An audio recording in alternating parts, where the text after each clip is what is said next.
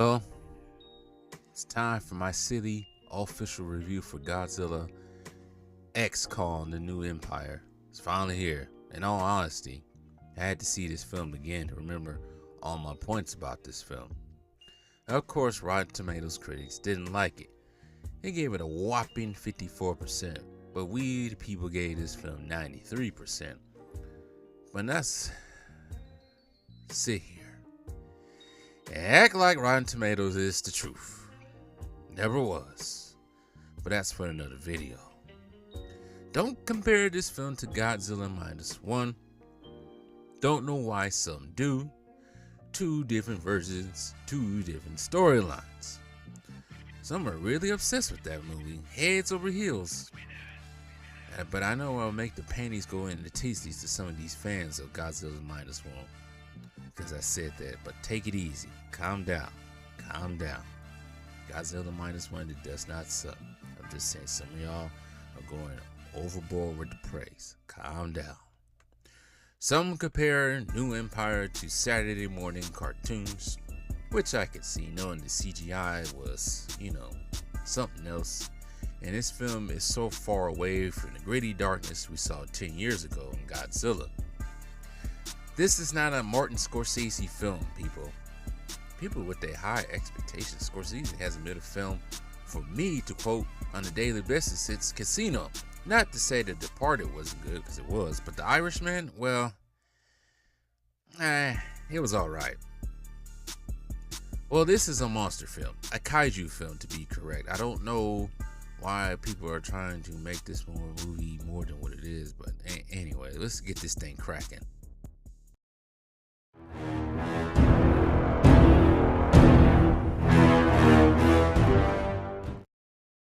So this film picks up 3 years after the defeat of the tag team Mechagodzilla King Ghidorah Frankenstein mashup. Kong and Godzilla have gone their separate ways after Godzilla said, "If you ever come back on my set again, it's on sight, my guy." He's not your guy, friend! I'm not your friend, buddy! We're not your buddies, guy! Kong went to live with the wolves in Hollow Earth. Godzilla remains king of the monsters on Earth. And I'm starting to get the feeling the humans are getting tired of Godzilla, but I think that feeling is mutual. But let's not forget the humans stupidly unlocked King Ghidorah and his royal subjects on Earth, causing more damage to San Francisco than needed as well in the first Godzilla. Now that city is a wasteland. Imagine Godzilla decides to say this: "You know what? I'ma sit this one out. Y'all humans can handle Space Godzilla. Y'all good. Y'all know better. Y'all get on in Space Godzilla. I'm gonna go to the crib and go back to sleep right quick." But that'll never happen. Humans will be up a creek without a paddle trying to take out something like Space Godzilla. After Kong dances with wolves and kills their leader Ralph, back topside with Godzilla and his new victim, a female titan we haven't seen since his rampage in the Valley of the Sun, that large crab spider thing. Godzilla has a showdown with it in Rome and makes quick haste of it, then proceeds to take a nap inside the Colosseum. Backstory to this: the Colosseum reminds Godzilla of his old home in the ocean that we saw in King of Monsters, that has been since destroyed with a nuclear bomb. I don't know how a 400-foot tall lizard could fit himself inside of the Colosseum, but he did it. Nah, y'all humans leave me alone now. I need a siesta. Imagine seeing a big ass lizard taking a nap inside your local NFL stadium, if you have one. But his siesta then wouldn't last long. What the hell, man? I'm trying to take a nap. Feel a disturbance in the force. This looks like a job for Godzilla. Thus begins the Big E's European tour. He charges up at a nuclear power plant in France. I don't know why the French authorities even got involved in this, wasting all their airplay trying to defeat something that's you're not even getting hurt. I didn't understand that. That was a waste of time. But after Godzilla recharges in France, he travels somewhere cold to put hands on another female titan. I guess Godzilla's channeling his inner deity in this one. Taking the Titan's power, becoming more powerful and pink. I actually like the scene when he charges up.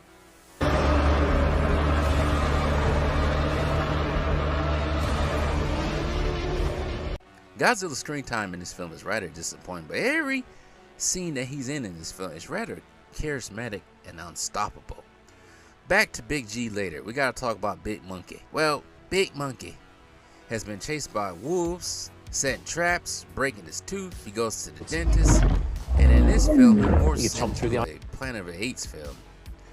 Kong beats up a couple of apes, eats sushi, and makes friends with Diddy Kong. Now this film becomes a mixture of Donkey Kong and Planet of the Apes. What is next? Diddy Kong leads Kong to his tribe, who is being ruled by a dictator ape named Scar King, a big ass orangutan. Cue the music, please. I'm the king of the swingers, oh, the jungle VIP. I've reached the top. Now this film becomes a mixture of Donkey Kong, Planet of the Apes, and Jungle Book. So, the backstory on King Louie over here. He started a war on Hollow Earth, or in Hollow Earth, every way you look at it, with Godzilla, supposedly with his kinfolk, Godzilla's kinfolk.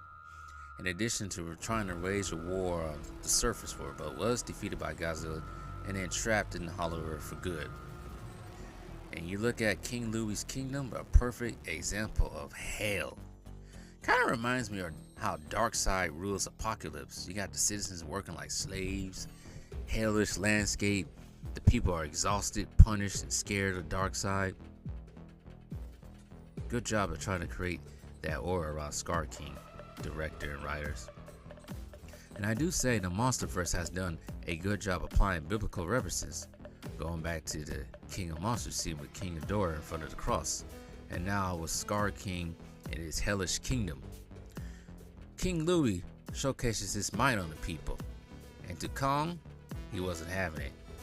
I like how they, you know what, it may be CGI and these guys can't talk, but the CGI does a good job of telling the story and getting the emotions out there of these creatures. You gotta give it to that. King Louie and Kong battle until King Louie gets his ass thrown by Kong. This little battle. Since King Louie has no moral, no code, no ethics, this evil ass monkey uses his chained up ice dragon beast via control of an ice crystal to defeat Kong, freezing his arm and forcing Kong and Diddy Kong to flee out of the hellish kingdom. Outside of the beasts battling each other, there is a human subplot here that really nobody cares about. But it involves Kong's friend, Gia, who finds her kinfolk have moved on to the Hollow Earth due to King Ghidorah channeling his inner storm 2 films ago. And they do this via portals. We found out Gia is the key to awakening Godzilla's friend, the Mothra. But before that discovery, Bob Cop Bob, Gia, Lancelot, Sticky John, and Paperboy go on an adventure to Hollow Earth after Gia sees weird visions and Monarch's Hollow Earth base was ravaged by King Louie. You get off my land, you piece of shit! Sticky John is eaten by a tree. Yes, you heard that right, a tree. And why did they do Rebecca Hall like this? Why they do her like this? But Bob Cop Bob, Gia, Lancelot, and Paperboy discovered Gia's tribe is more advanced than thought with the teleportation service and all that. And I'm still trying to figure out which one is which. Is Kong more like Superman and Godzilla more like Batman? Well, I'm gonna say this. I say Kong is Superman. Kong has that Boy Scout feel to him, you know? Do-gooder, a kind-hearted creature, and well liked by some of the humans, maybe, who knows? Compared to Godzilla, who's on, you know, the humans' bad list. They treat him like he's the devil, despite Godzilla saving the human carcasses many times over without appreciation. Similar to how Batman is treated by Gotham PD and many others. But tell me what you guys think in the comment section. I want to hear what you guys have to say. Well, here's a convenience point in the film. Kong, on an escape from the Scar King, he just happens to run into the humans. The humans happen to work on a project in the past for some Titan prototype exoskeleton armor, and it was given to Kong to treat his frostbite injury. Really convenient. And during the battle with the Scar King, he lost his battle axe. Oh yeah, Mothra has been resurrected, but Kong and the humans will need more than just Mothra's help. They realize they need Big G's help, so Kong travels to the surface, arriving in Cairo, Egypt of all places, tearing up the Great Pyramids and scaring the people. Kong sends out a distress signal via a Titan roar. Godzilla senses it in Spain. It travels all the way to Spain to Egypt in no time. But there's only one problem. Kong forgot about the rules. He's not supposed to be on the surface via the Titan Geneva Convention. Thus, Godzilla brings the smoke to the party. Or Kong sent out the wrong message. I think Kong broke the Titan Geneva Convention agreement. I don't think he was supposed to break that. Kong tries his best to get Godzilla to listen, but Godzilla suplexes the big monkey. And the cleanest suplex I ever seen in my life. Well, maybe not the cleanest suplex I've seen in my life, but it was clean.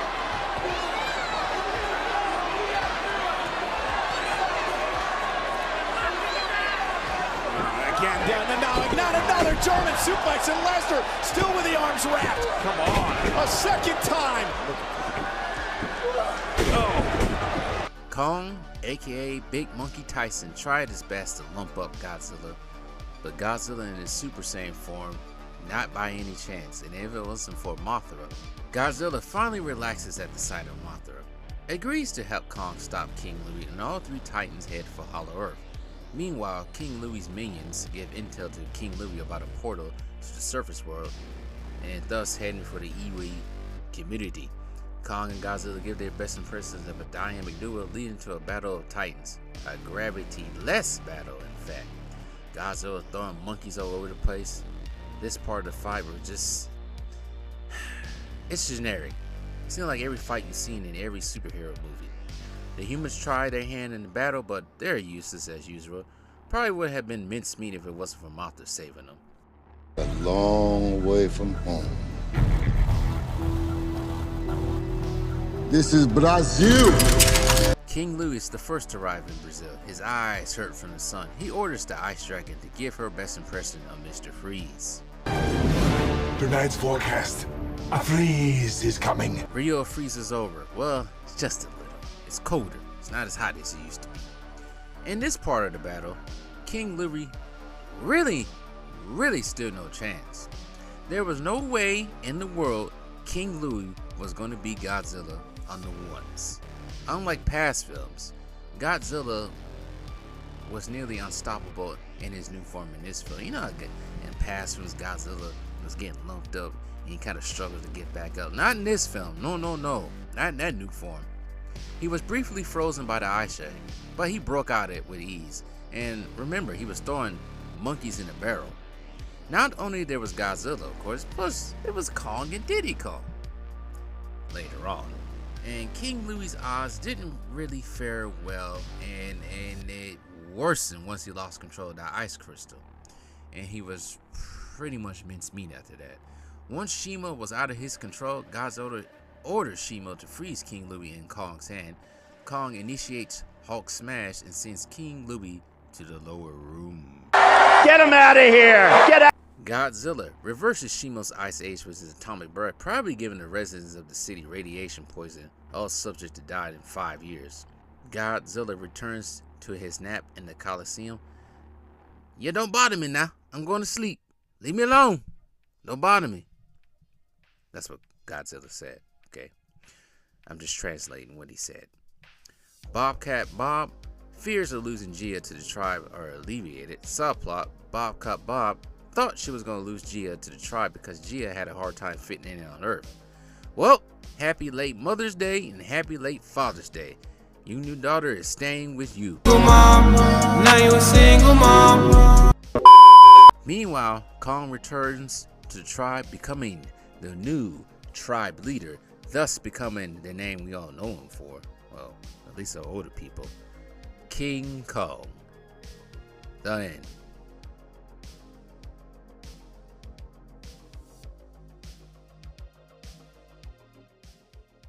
Before we go on with the show, how about you guys like, share, subscribe to Franchise History TV, even comment down in the comments down below. I'm also on Instagram at franchise_TV and on Twitter at TV_franchise. I also have 2 other channels if you got interested: Lone Wolf Adventure TV and Franchise 2 Sports. So yeah, subscribe to those 3 channels. And also like, share, subscribe on all 3 of them. I say subscribe 3 times. I'm done. Bye. It seems like the writers and directors have made a decision to focus more on Kong with every film. Kong has become more human, exhibit more human-like emotions and mannerisms. Not to say Godzilla hasn't. Remember, Godzilla laughed at Kong's pain in the previous film. Not to say Toho gave more life and personality to these creatures in the past. But in the past 4 films now, Kong's story has begun with him becoming a lonely lad, a protector of Skull Island. When it became violent, the ecosystem of Skull Island was threatened, and Godzilla vs. Kong. Kong's understanding of human language and emotions improved. He gained a little human friend and gained a new home once Skull Island was ravaged by a random storm that was set off by King Ghidorah's rampage in that previous film. Thus, him and the humans discovering Hollow Earth, Kong's new home, to add becoming a hero, defeating the duo of Kevin via Mechagodzilla. In this film, Kong finds the apes. Just like him, he adopts a son in Suko and a chance to free the apes from the evil of Scar King, thus becoming King Kong. The hero's journey in the cinematic universe in a nutshell. And that's why I compare Kong to Superman, because Kong has that Boy Scout mentality, justice, freedom, in the American way. As far as Godzilla is concerned, story-wise, I was disappointed at first, the screen time he received, but sometimes less is better, less is more, something other Hollywood franchises still haven't attained yet. The King of Monsters received an upgrade in this film. According to sources, his beating of the squid spider in the opening of the film was due to the squid spider siphoning nuclear energy. Godzilla can't stand to be challenged as the alpha on the planet, so death to Spider. Death to Spider, but Godzilla went on to continue his role as balance in nature, but siphoning nuclear energy from the French. Once again, the French are punked for their resources. According to theory in film, Godzilla's new evolved state only happened due to the upcoming threat of the Scar King. I highly doubt it. Something worse is on its way. But now, with having all these shared cinematic universes in Hollywood, we know something powerful is down the hatch. His new form being an ode to the Millennium era with the pink, and some say it was an ode to Dragon Ball. Well, let's not forget about the toy sales. You gotta sell them toys. Either Space Godzilla, which is rumored to exist in this universe, or for what fans have been begging for, Destroyer. I do say this film does humanize Godzilla a bit more, showcasing his love for sleep and his attachment to his former home that was destroyed 2 films ago. Thus, the Roman Colosseum was picked for his bed, and not to forget his reunion with Mothra.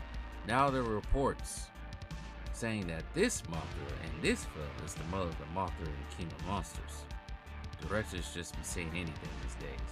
But seriously, what happened to their other egg, by the way? For the main antagonist of this film, King Louie, aka Scar King, well, the film and his screen time does a decent job of illustrating how evil this monkey is, and the comparisons between him and Kong. This is a tale of what happened if Kong went evil, an evil tyrant monkey. Hollywood this year has a thing for evil tyrant monkeys, but Scar King was everything you find in an evil leader: imprisoning his own apes, overworking the male apes, destroying the apes who got out of line over the smallest offenses, keeping the heads of the punished apes on pikes like he's Vlad the Impaler, keeping the female apes to himself while ruling the hellish landscape. Not to forget, he forces a titan against her will to kill. Sounds like every real-life dictator known to man. One could say Godzilla throwing Scar King in this containment, or whatever this kingdom is called, caused the suffering of apes, only for Kong to free him many years later. But in Godzilla's case, did Godzilla have the foresight of this? Godzilla chose the surface to protect, than the treatment of apes.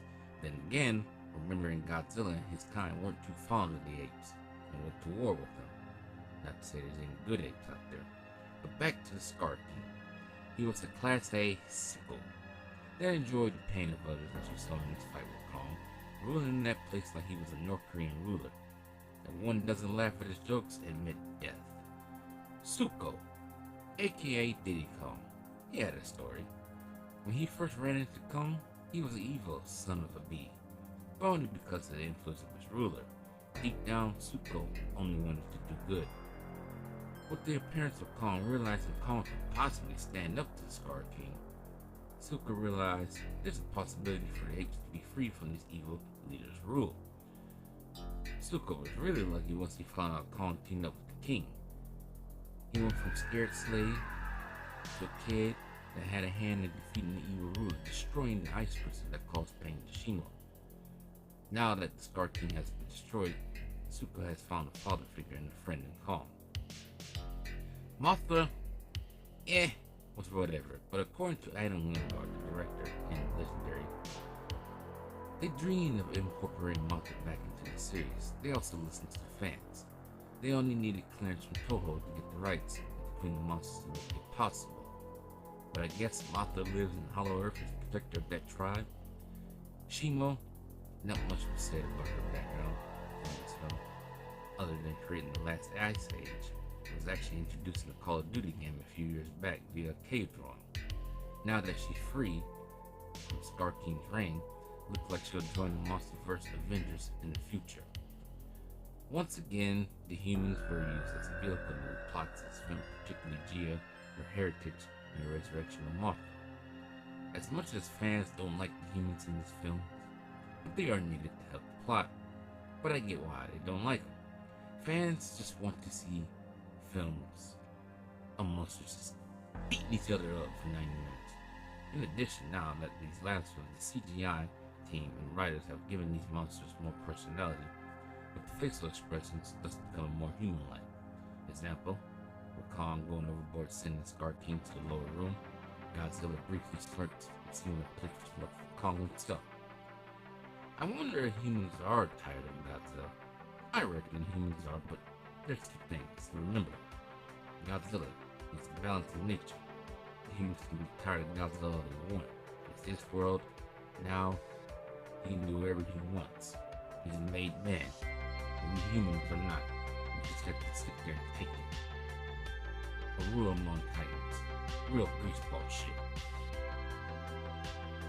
Type whenever you get that reference. You would think, of all these countries, and all their cities laying in wait, you would think by now Monarch will help in the creation of some protection of the major cities. There's a lot of displaced people out there. And it probably be a reduction of population. Washington, D.C. and Boston, I think, received the worst. That storm that King Ghidorah produced seemed like it wiped out Washington, D.C. altogether. And Boston. Whatever happened there. I reckon the financials and politics of these countries like the US, Italy, France, Brazil, and China have been wrecked by these titans. Displaced people everywhere. I'm sure that's not pretty. But I'm surprised Godzilla has not given people cancer yet with all that radiation. Well, there'll be a new set of humans again in the next film. But there's one question that needs answering. What the hell happened to Rodan? Here's a moment of silence for the cities lost in the Monsterverse so far.